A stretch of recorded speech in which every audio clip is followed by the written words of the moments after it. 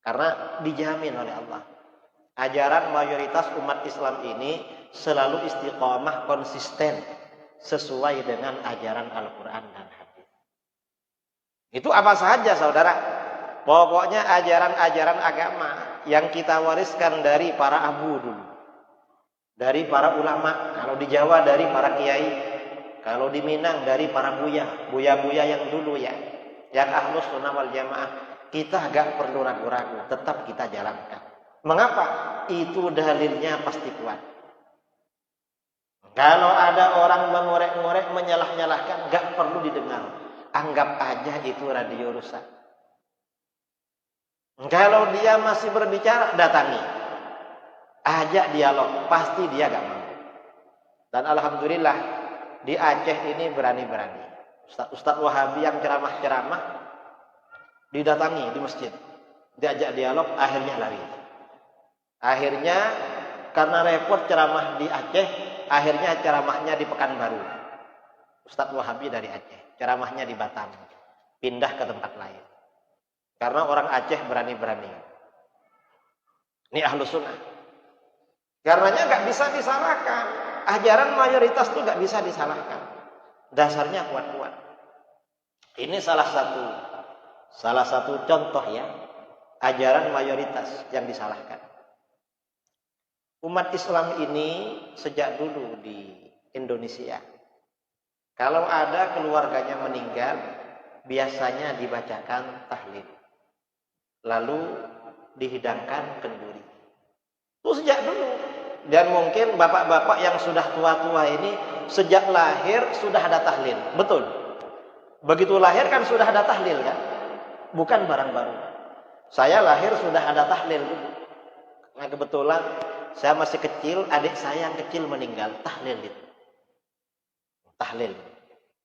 Begitu datang Ustadz Wahabi, langsung teriak. Apa? Tahlil bid'ah. Gak ada dalilnya.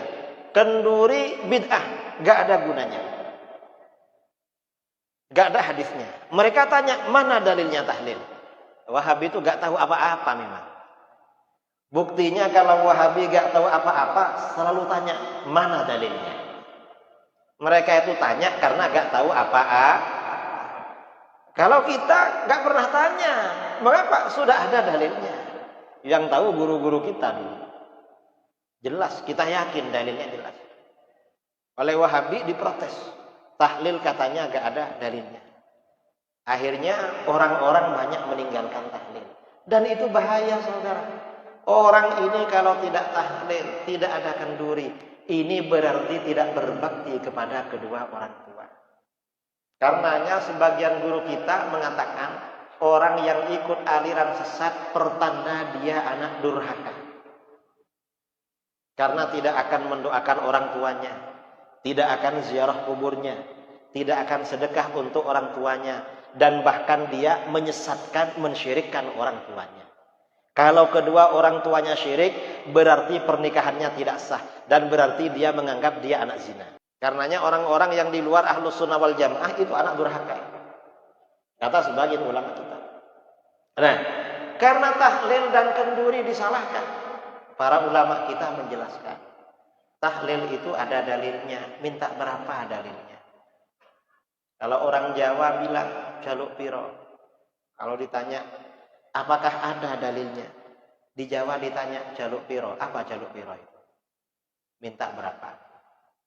Kalau nanti minta berapa, ditanya lagi wani piro. Apa wani piro itu? Berani berapa? Artinya berapa lama? Nah, tahlil itu artinya bacaan zikir, pahalanya kita hadiahkan untuk orang mati. Siapa yang pertama kali baca zikir untuk orang mati? Yang pertama kali baca zikir untuk orang mati bukan Abu dari Aceh, bukan Buya dari Minang, bukan Kiai dari Jawa, bukan Tuan Guru dari Kalimantan, bukan. Siapa yang pertama kali baca zikir untuk orang mati adalah baginda Rasulullah saudara yang pertama kali baca zikir untuk orang mati, bukan Abu, bukan. Abu ini hanya mengajarkan aja. Di dalam hadis riwayat Imam Ahmad, riwayat Al-Hakim At-Tirmidzi, riwayat Al-Baihaqi dari sahabat Jabir bin Abdullah Al-Ansari radhiyallahu anhu. Jabir berkata, "Kharajna ma'a Rasulillah sallallahu alaihi wasallam ila Sa'd bin Mu'adz yauma tuwfi." Kami pergi menemani Rasulullah sallallahu alaihi wasallam menuju kediaman sahabat Sa'ad bin Mu'adz pada hari ia meninggal dunia. Ada sahabat meninggal, lalu Rasulullah bersama para sahabat ramai-ramai pergi takziah. Falamma sulliya thumma dufina wa suwiya alaihi turab. Setelah Rasulullah mensolatkan jenazahnya, lalu jenazah itu dikubur, lalu kuburnya ditutup rata dengan tanah. Jalasa Rasulullah sallallahu alaihi wasallam fawqa qabri. Rasulullah masih duduk di atas kuburnya, tidak langsung pergi. Apa yang beliau lakukan? Faqal subhanallahi tawilan.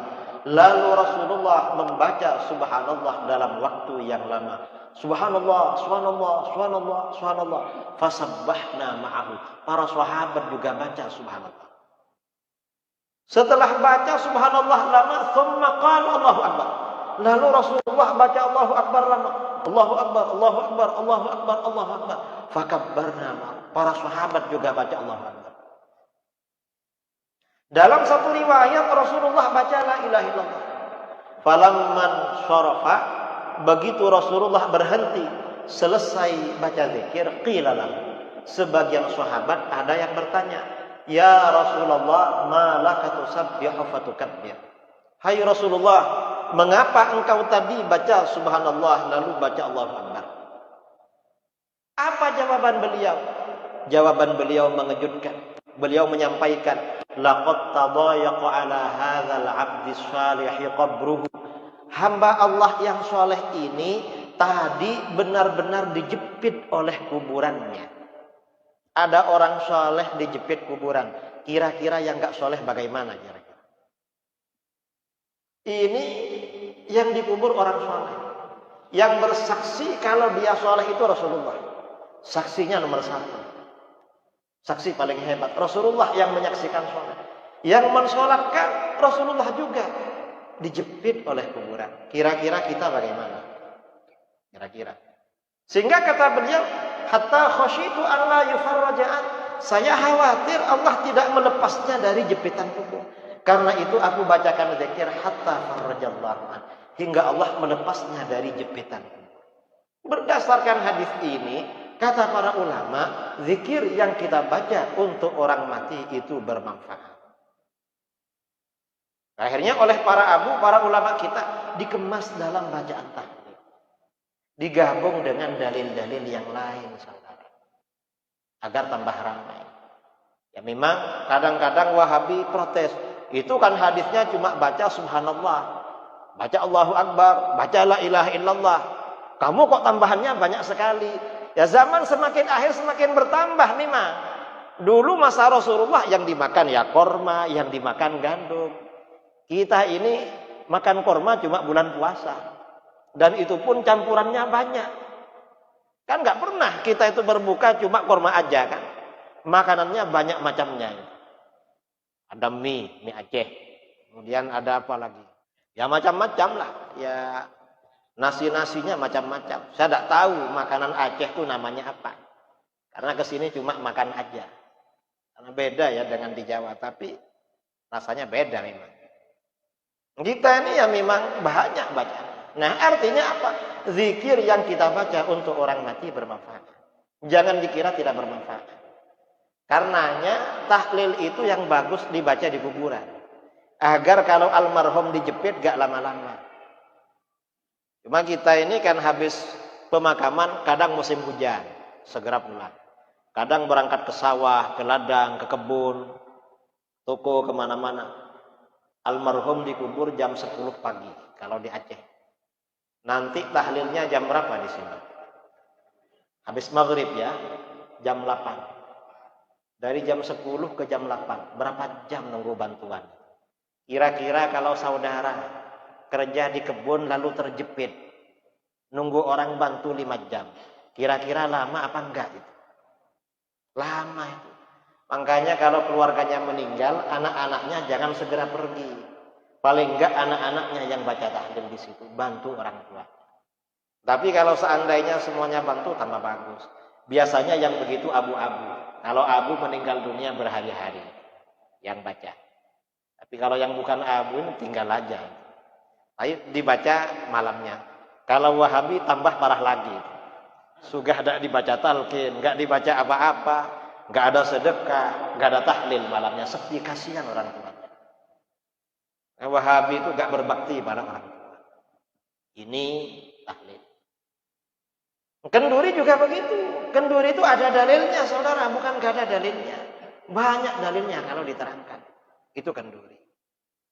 Kemudian karakter lain ya umat Islam. Saya nggak bicara kenduri lah. Pokoknya biasanya kalau ada tahlil ada makannya.